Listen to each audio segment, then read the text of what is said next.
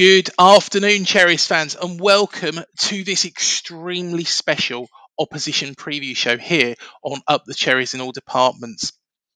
Now, of course, final game of the season is against Everton at Goodison Park. I thought all along that it was going to come down to this, that both Everton and Bournemouth were going to have something to play for. Luckily, we've been on the beach for the past couple of weeks. We secured our safety just after that Crystal Palace game. Of course, Manchester City did it for us actually by beating Everton, of course, Sunday's opponents.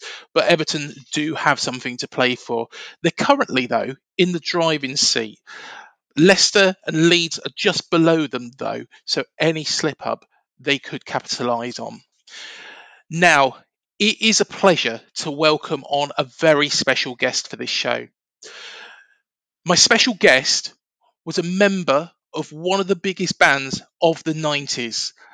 He was part of Ocean Colour Scene, of course, a band that was well known for the Riverboat song, The Day We Caught the Train, the Elmer Molesley shows, and of course, the trademark song on TFI Fridays. Of course, that was the Riverboat song. It is a pleasure to welcome on Everton fan and bassist from Ocean Colour Scene, Damon Minchella. Good afternoon, Damon. How are you doing? I'm all right, thank you. Good afternoon to all Bournemouth people. Excellent. Thank you so much for coming on Ocean Colour Scene, one of my favourite bands back in the day. Sure, we will cover that off. But I'll tell you what, Damon, let's go back to the very beginning. You're from Liverpool, one of the most, if not the most musically rich cities in the whole country. Yeah. When did you decide you wanted to become a bassist, and how easy was it breaking into the music industry? Blimey. Well, like most kids from anywhere on the planet, particularly boys, I wanted to be a footballer. I was pretty decent, to be fair. I was a good goalkeeper, but I had a really bad leg break in a training game. I shattered my leg completely through on my right leg. Yeah. And that was back in the day when you had broke anything, they put you in plaster, and I mean actual plaster as opposed to modern stuff. So my leg was in plaster for 6 months. So I didn't go to school for 3 months because I literally couldn't get around. And that was when my family relocated from Merseyside to the Midlands. And as a going away present from one of my schoolmates, he gave me a bass guitar. And because so I was sitting at this new home. I hadn't gone to school, so I didn't know anybody. So I just started going, what happens with this thing with 4 strings on it? And then I started playing along to some records, and I was like, oh, okay, this is really good. I didn't realise that the first record I played along to was a song called Red House by Jimi Hendrix, which doesn't have a bass guitar on it. So obviously, pretty much anything I was playing sounded awesome. So I thought, oh God, this is really easy. And then I joined school bands and picked up things from there. Breaking into the music industry, flipping heck. That's a question you get asked a lot. It's probably the same as becoming a professional footballer. Yeah. And there's many different levels, you could be an sort of non-league, semi-pro, then you can be a pro but playing in the old 4th division or League 2 as it's called now. So you're still a professional, but you couldn't, then you've got to think of other things as well eventually. Or you can end up playing near the top, for a massive team like Everton or a smaller team like Bournemouth. Joking. So there's many different ways of breaking into the music industry, but I just got into a band with 3 like-minded souls who really were stubborn enough and stupid enough to think we were really good. Fortunately, we were pretty good, so then we made a name on the local scene. Yeah. And it was local journalists and sort of local radio started talking about us, and because of that, word spreads a bit. Then a guy who was the music publisher for the Fine Young Cannibals. Yes. Yeah, and he lived in Birmingham. He came to see us play and set up a record label for us straight away because he wanted to sign us. It was a tiny little independent, but he was connected to more people in the music industry. And then we ended up getting a record deal. Then sort of the story starts then. But success is many years away. Of course. So literally at this stage, we just signed our first pro contract, but we're in the under 18s We haven't made it to the first team bench yet. Of course, Ocean Colour Scene started in 1989. How did it all come together? Because I understand it was actually a gig, wasn't it? Yeah, sort of. Yeah, it was kind of at Stone Roses gig, as sort of Ocean Colour Scene legend would have it. But me, the singer and the drummer were already in a band. We had a different name. But Steve, the guitarist, had gone to the Stone Roses gig. But we knew Steve anyway. I didn't like him because we went to rival schools, like proper rival schools. So we had a kind of mutual dislike of each other, even though we didn't know each other, just because of our different schools. And then the singer had been trying to convince me to get Steve into the band. But I was like, I'm not having him in the band. He goes to that school, blah, blah, blah. But then when I found out he'd been to the Stone Roses gig, I thought, okay, maybe he's got some taste. So then we about a week later, we just got him into a garage somewhere for a rehearsal. And he was really good. So we were like, right, you're in the band. So we got rid of the guitarist we had at the time. Very, very stupid. Who was good, but wasn't really, committed to it. And then that's where Ocean Colour Scene formed. And then what I previously said about, breaking into the music industry, that's when that kind of started, So, yeah, it kind of was at a gig, but we were 3/4 there already. With regards to the early days, and we'll come on to one of my favourite albums of all time, Molesley Shoals, in a moment. But the early days, you started off in 1992 with a self-titled album. What were those early days like for the band breaking in? Well, I mean, they were hilarious because we suddenly found ourselves on a major record label. Yeah. So instead of making like demos and sort of vaguely crappy recordings at really cheap studios in the Midlands, we were going down to London for like 3 months at a time, staying in nice hotels and being in these ridiculous studios. But we weren't very good then. Well, we became like the band that made Molesley Shoals, etc. years later. At this stage, we were just really inexperienced. We were easily led by A&R, by record labels, record label, and the different producers they put us in with. So it was kind of a weird experience because we presumed we were doing the right thing by listening to everyone. But ultimately, we ended up being really unhappy with the music we were making because it wasn't reflecting what we wanted to do, which eventually turned out, came to fruition around Molesley Shoals period. But sounds like it's a tale of heartbreak, but it was also really exciting because all of a sudden you're not on the dole. Yeah. You're actually living this dream, sort of partially living this dream of being a professional musician, So it was an invaluable experience that then made us a sort of unbreakable force we were for a while, who then went on to do everything themselves, which resulted in Molesley Shoals, etc. Because without that experience of the first album, we wouldn't have developed that self-belief that our way was the only way and everyone else could quite literally off.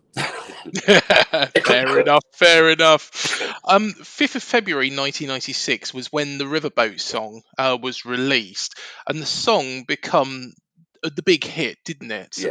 Did you expect the song to be that successful at the time? Not at all. It was actually a bit of a get-out clause, that song, because the record label said to us, you pick the first single, because they earmarked Day We Caught a Train to be the third single. And they'd already picked what the second single should be. So they said, you pick the first single. So we picked the Riverboat song because we thought it won't get played on the radio. It won't be a hit. So that was kind of like, so it's going to fail, so that's fine.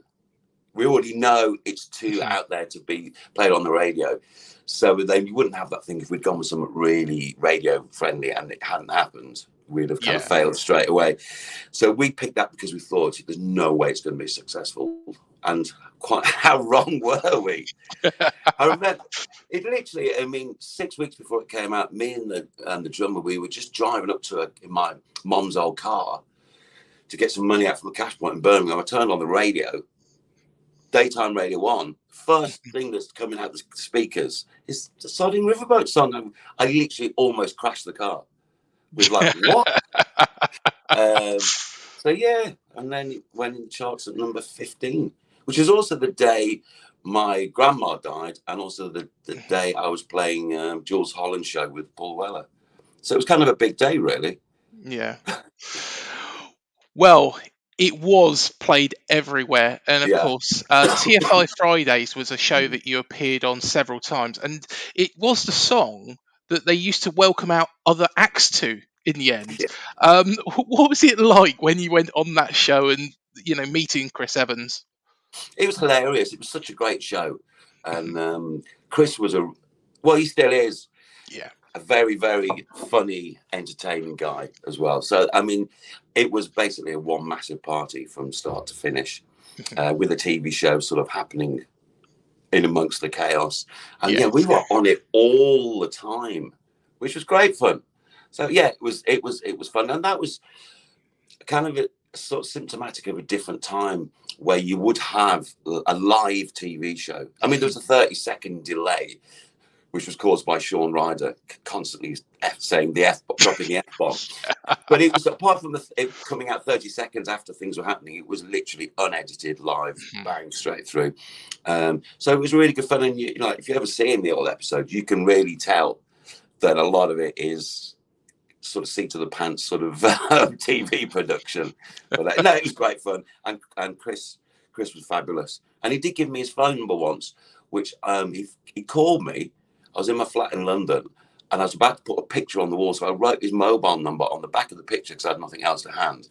Yeah. Then hung the picture, and it was such a big picture, I literally couldn't be bothered to take it down again to get his number. So I never called him back. Believe it or not, I have actually been watching over all three of the performances that you did on TFI Fridays. I'm sure there's probably more actually that throughout. How many times do you reckon you went on there in total? I don't know. Too many, probably. Quite a lot, to be fair. Yeah. Quite a lot. Yeah. Yeah. Of course, you also released from Molesley Shoals. You've Got It Bad, The Day We Caught the Train, fantastic single, and The Circle. What was it like recording those hits? And is there any favourites that you've got from the album of those that we haven't mentioned? Well, recording those, because we did it ourselves, the vast majority. We got our own little studio, which used to be the studio that Dexys Midnight Runners did their first two albums. But when we got it, there was nothing in it. So when we said the studio, there was no equipment in it. We had really, really basic equipment, literally only 4 microphones for the drums. And any sort of studio engineers or people who understand drum miking who listen to this will go, that's not enough microphones. So we had really basic equipment, but I learned how to engineer quite quickly because there was no one else to do it. Yeah. So we started doing it ourselves, and things started to sound really good. But we were making an album for ourselves, so it wasn't like, oh, we're recording hits, because we were just like, these songs are great. Someone at some point is going to really like them and give us some money. I mean, as it turned out, a lot of people really liked them, and so you get a record deal, etc. But it was a great time because we were doing a few gigs, but generally we were just in the studio literally every day. So when we did the Molesley Shoals sessions, if you like, that was over the space of 2 years. We must have written and recorded over 100 songs. And that was really good because then we picked the ones that were really, really good. So it was a great, wonderful experience, to be honest with you. And then we kind of upgraded the studios. We went along, but kept it in the same spot for at least 2 more albums. And then towards the back end of making Molesley Shoals, we brought in a producer called Brendan Lynch and a co-producer called Max Hayes to basically mix it for us, because we were great at recording, producing it, but the final bit of getting it to sound as big as possible, we couldn't quite nail. So yeah, it was awesome. Yeah. I think that answered the question. Yeah. Yeah, most definitely. Of course, Britpop was a massive thing in the mid-90s, with the majority of the bands from the north of England. Are there any bands that you liked or disliked in particular? Well, I really like the Verve as people and their music. Obviously, Oasis, because we were really, to some degree, still good friends with certain members of Oasis. But at the time, we were really tight with Oasis, so they were great. The lads from Cast were great. As regards most of the other bands, they were just, this is going to sound terrible, all the coattail hangers. And I won't mention the bands, but it's not fair, but you can kind of tell. And they were terrible. They were real bandwagon jumpers. And the name Britpop was invented by a couple of journalists, but really it was just Blur to some degree, but it was us, Oasis, The Verve, Cast a little bit, a couple of other bands who were just doing what they liked.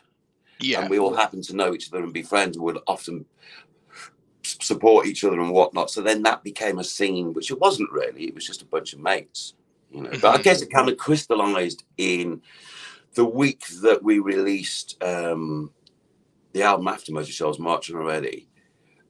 We went in the charts at #1. Oasis were in the charts at #2. And the following week, The Verve were releasing Urban Hymns. So the following week, the top 3 was Oasis, Verve, and Ocean Colour Scene. That was kind of the pinnacle moment of it for me.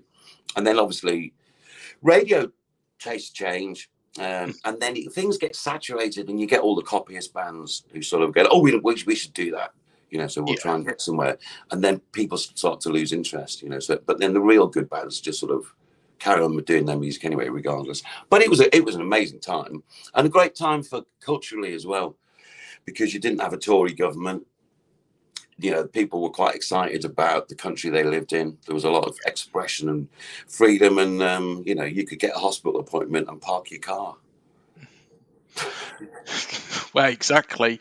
Talking about that album, Marching On, you did actually knock Oasis off top spot, and you was touring with Oasis, you know, throughout the 90s. How did Liam and Noel actually react to that? Oh, they loved it because it was funny. Yeah. They also knew that we would knock them off the top spot, but the following week they'd knock us back down one. Yeah. So that's why it was quite nice that the Verve released Urban Hymns the following week. So then they went in at #1. So Oasis didn't get back to #1. So it was, but it was quite. But the thing is, like, we all just thought it was kind of amusing that, and kind of silly, really, that we were all so successful and able to even get into the album charts, regardless of going anywhere near the top. You know, I guess you could say, if going back to the sort of football analogy, we are no longer in the under-18s. We're definitely in the starting 11.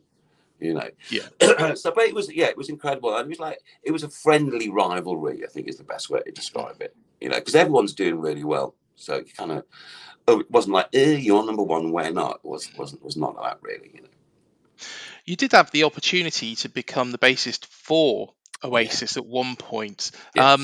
Do you regret turning it down, or is it something that you felt? No, not at all. Not at all. It was quite simple because I had my band, which was stuck all these years together through adversity to get to where we were. And I was also playing with Weller, and Noel was like, why don't you join the band? But you can't play with Paul and you can't play with Ocean Colour Scene because you can only be in our band. In our band, as in Oasis. And it's like, well, no. You know, because that's not fair. I mean, I'd have dealt with like not playing with Weller to join Oasis, but you couldn't walk away from your own band. Just as we've done it, you know, we've got to a position where we are successful. You can't then walk away from that. But you know, so I said, well, no, that was it. So I don't regret it at all, no, because they then went on to be the band that did Heathen Chemistry and didn't like each other, and they all kind of fell to pieces. Anyway, so it was in hindsight as good a move as it was at the time, which was a polite, oh well, not to worry. Yeah, no, fair enough. You did release 3 more albums, one from the Bodden, Mechanical Wonder, and North Atlantic Drift, before you did leave the band in 2003. Yeah. How, if you don't mind me asking, how did all that happen? Best way to think about it is, imagine if you've been going to work with the same 3 guys for 15 years.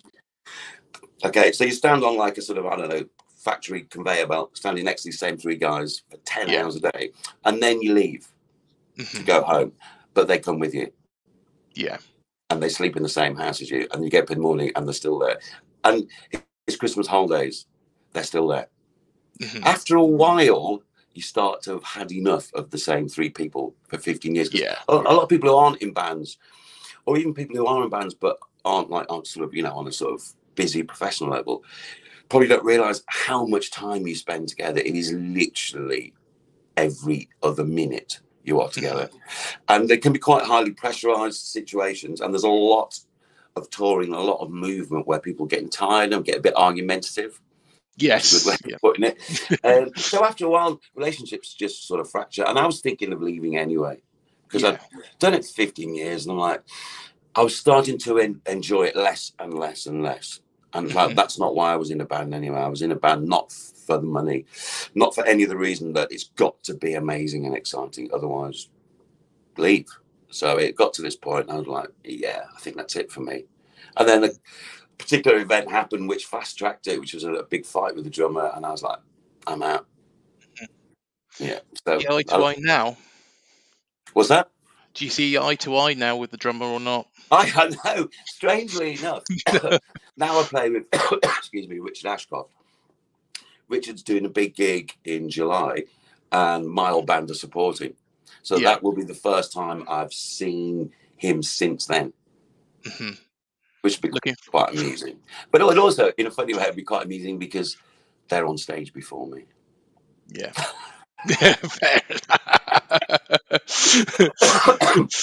So you're kind of looking forward to it, but in a twisted way. Yeah.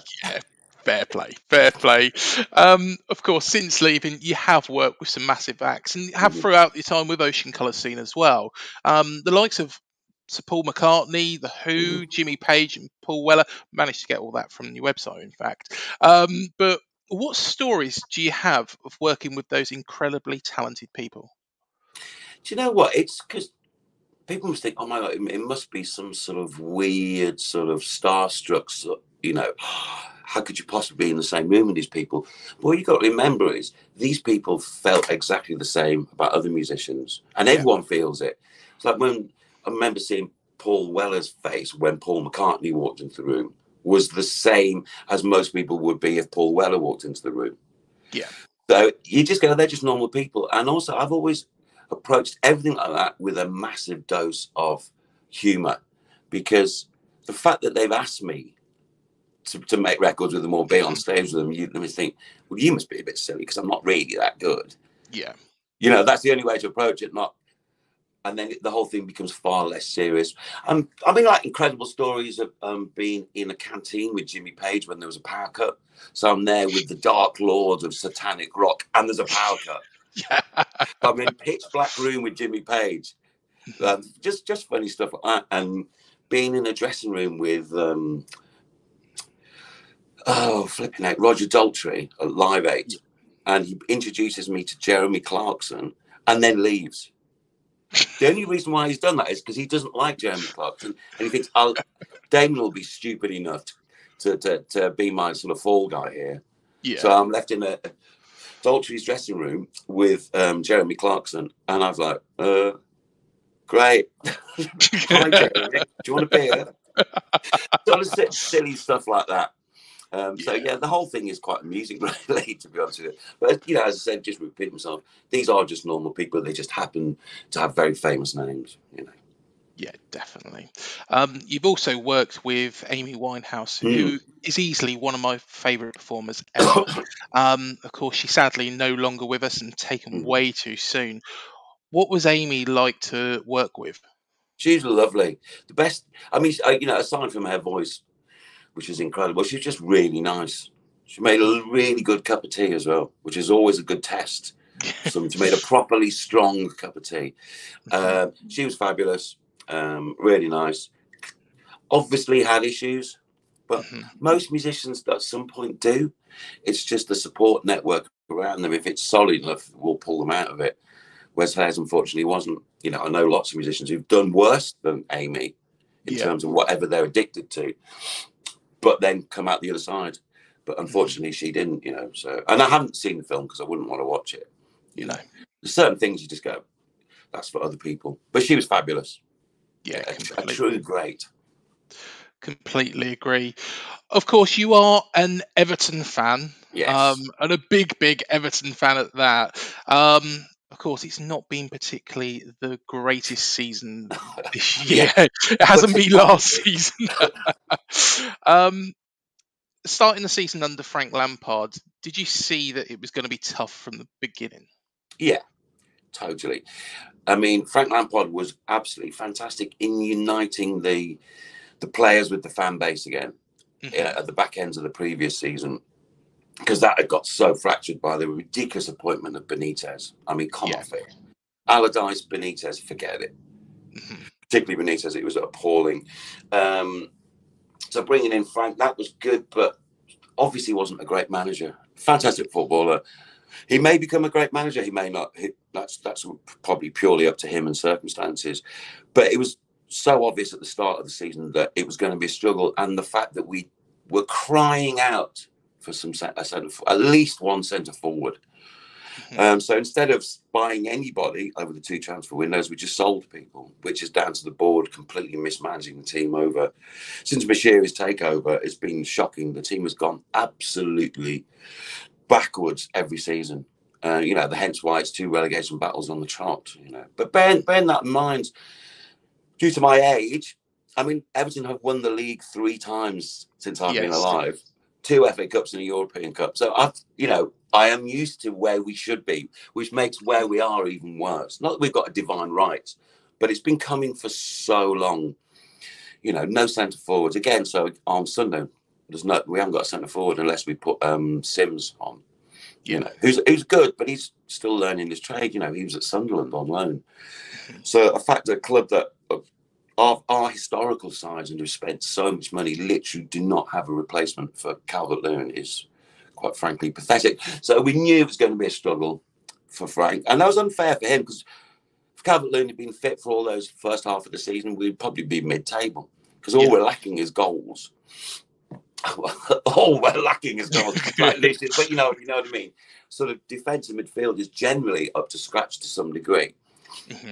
So it was obvious it was going to be difficult, and they delayed getting rid of Frank. They should have done it while the World Cup was on, because that was the perfect time to bring in a replacement manager who's got 8 weeks to look at what he's got, or he or she has got,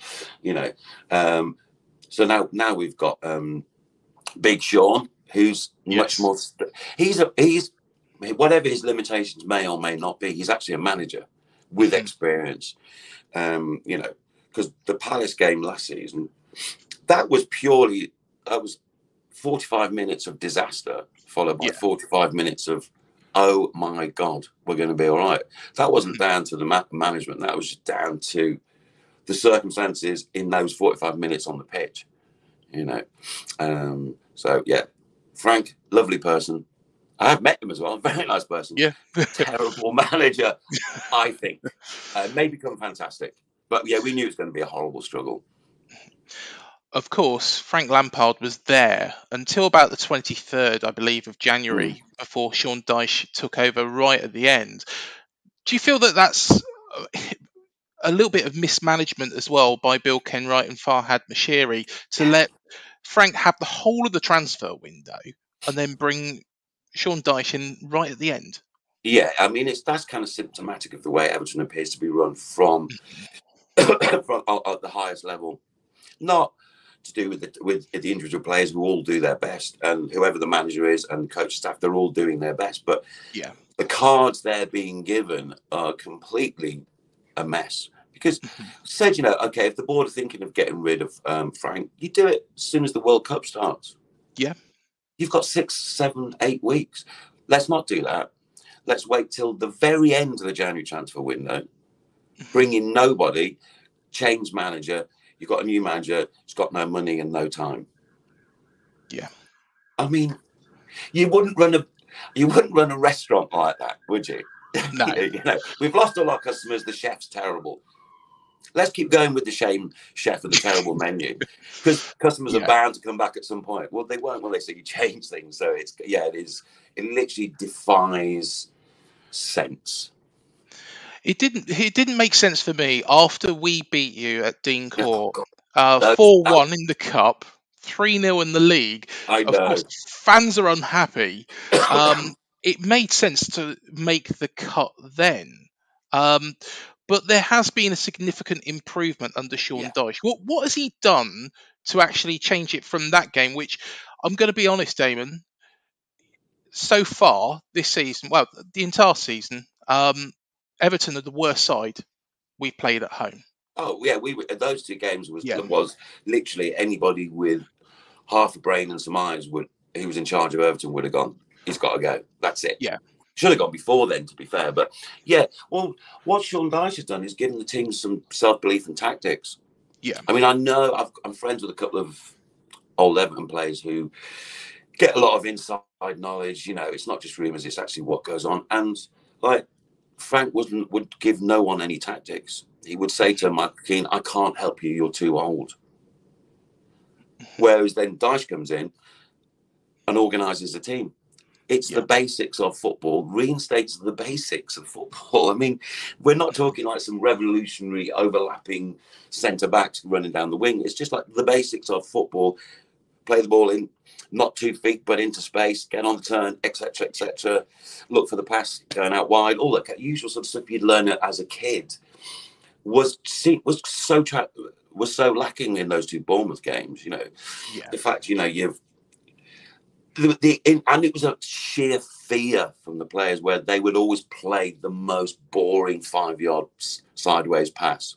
Yeah, but play it with such trepidation that the opposing team would know what they're about to do before they've done it and be able to intercept it. At least now, in most games, like the Brighton game, that's where everything clicked. Into position, and these are the same players that Frank had. It's just a belief and a will to get the job done and to actually not to be brave on the ball, you know, which is this isn't revolution, you know. But we were appalling those two games. But as Evertonians, we still believe. We always have. It's some weird sort of. It's like a man who keeps walking into the same lamppost. Going, next time we'll walk at the lamppost, the lamppost will move. It's not going to. That I was going to bring up that 5-1 win against Brighton because nobody saw that coming at all. Brighton were have got themselves into Europe now, but nobody saw that coming. And that game, you know, how good were Everton? And was it a case that they were just playing at their complete maximum and have struggled to match that ever since? Because of course there was the 1-1 draw against Wolves at the weekend.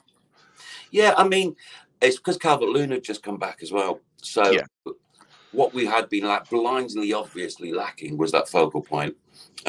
So, and having a fit Calvert-Lewin or any fit number 9 worth their salt, doesn't have to be Calvert-Lewin, it could be anybody, which is not Neil Maupay and it's not Ellis Sims yet. I have high hopes eventually he will become a great number 9, but it was having that central figure that we know what we've got a get out ball. If we're being too tightly pressed, we can go long to someone who is going to win it in the air. So then you have the belief of the runners off him, whether it's Iwobi or Neil or Demarai Gray, whoever. It doesn't really matter at this stage. So Phil Calvert-Lewin gave the team a focal point, and we were playing our absolute best. And we were also playing a team that thought they would beat us. We're always better against teams that think they're better than us. We always seem to play really well against teams that are higher in the league against us. Teams that we should beat. Well, I mean, now we're always right down the bottom, so that's pretty much anybody. But, you know, sort of, you know, say we're, like, you know, I don't know, we're playing a Fulham or a Leicester. Oh, we should be all right against them. We always play terrible. When we go up against better teams, it's almost like we play better because... It's the psychology of thinking, well, we're going to lose anyway, so we may as well go for it, you know, as opposed to, and we don't have to break teams down. Teams that are like a lot of possession, we're much better against that because where you're definitely not a possession-based team because after 3 or 4 passes, everyone starts to panic. Of course, the club have recorded losses of 370 million plus over 3 years, which is concerning. And I've seen a couple of tweets out there from Evertonians saying that if Everton survive, it's prolonging the inevitable. But there is buyouts talk of buyouts at the moment. How concerning is that? And if the buyouts happen, of course, Bramley Dock is being built. How much of that 370 million is attributed to the Bramley Dock move? Certain elements of it, I do actually, and I can't go into any details at all. No, of course. A business partner of someone I'm really close to is involved with the potential takeover and buyout. I know who it is. I know how much they're putting in. I know what amount of shares Moshiri is selling, and I also know the bank that is underwriting finishing Bramley Moore, which is then obviously going to create more debt, but that's debt for new majority shareholders. So that's their debt as opposed to the club's debt, because that debt is against their shares. So that to me makes it very positive that we will stay up, obviously, hopefully. Yeah. Please do us a favour on Sunday. And it'd be really good if Bournemouth players and Bournemouth fans turn up on Monday. Yeah. Get the date wrong. It's fine. Come the day after. It's fine. Be on the beach. Yeah, you'll be very warmly welcomed to L4 if you turn up on the wrong day. So my view of the future is probably not as bleak as a lot of Evertonians, because I do have a bit of insider knowledge. But of course, then the new majority shareholders, when they do take over, then you're in the position of like, how long will they stay? What are they like as football people? You know, it's like you look at Chelsea. If Mr. Bowley pulls out, they are gone. Their financial situation is abysmal compared to ours, because they are reliant on one infrastructure run by one particular person who may decide to cut their losses. And that club can't then be sold again for that huge amount of billions, because no one's going to touch it. So there's always that danger of ending with football when there's a huge amount of money and it adheres around a small group of people. If they want to pull out, because these are business people who are very rich for a very specific reason, is they're really tight with their money. You know, there's all these massive figures going around, but they manipulate this money to make more money. Eventually, they will go.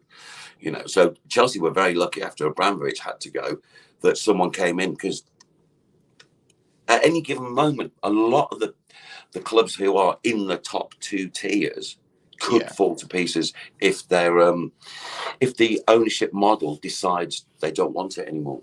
You know, so that was a very long answer to. I'm not as fearful as most Evertonians. Though I'm still sceptical of everything, because I'm a true Evertonian as well, because that lamppost is still in front of me. Well, fingers crossed everything is sorted on that front. Will Evertonians miss the old lady once you do move? Oh my God, it's going to be appalling when we leave. On so many emotional levels. One of my best mates' ashes, I scattered his ashes at the church at Goodison St Luke's. I used to go there with my dad, who's no longer with us. I went when I was first match when I was 6 with my dad. I used to go with one of my best mates who sadly died of cancer, and as I said, his ashes are at the church at Goodison Park. I took my son when he was 6. So it's not just that, it's all the memories of everything of your entire life has a blue thing running through it, which is attached to Goodison Park. So when we leave, we go to this brand new, beautiful stadium. Fantastic. But I've been to the Etihad. It's not as good as Main Road. Main Road is way better. So the new stadiums tend to be quite soulless in comparison. You know, the facilities are better, but no one's ever gone to a football match. I'm going to support that team because they've got really good toilets. Yeah, exactly. Exactly. It's not to do with that. To be honest, Goodison is amazing ground. One of my favourite grounds to go to as well. It's just the atmosphere, the whole feel of the place. You know that you're in an old ground and in a club with a lot of history as well. Before I let you go, one thing we do need to do is predict this game. So, Damon, how do you reckon this is going to go? Hang on a second. As a lapsed Catholic, massive Everton victory. We're going to batter Bournemouth 1-0. Tarkowski header in the 80. I'm going to go for the 81st minute from a Dwight McNeil corner. Will put us 1-0 up, which then will mean we'll be absolutely dying of fear for the remaining sort of 9 minutes. And then the ref's going to, their fourth official's going to put up the board, and it's going to go 27 minutes of injury time. Well,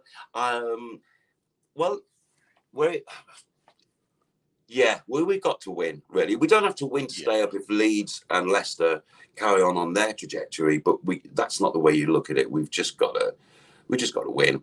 And I've always loved Bournemouth. They're my second team. Yeah. They're going to do us a favour, aren't you, Bournemouth? Exactly. And if any of the Bournemouth players and manager are going to listen to this, please don't. No, well, I think we'll win. And quite frankly, if we can't beat you lot, who's have really nothing to play for at home in the most important game in the club's recent history, then we deserve to go down.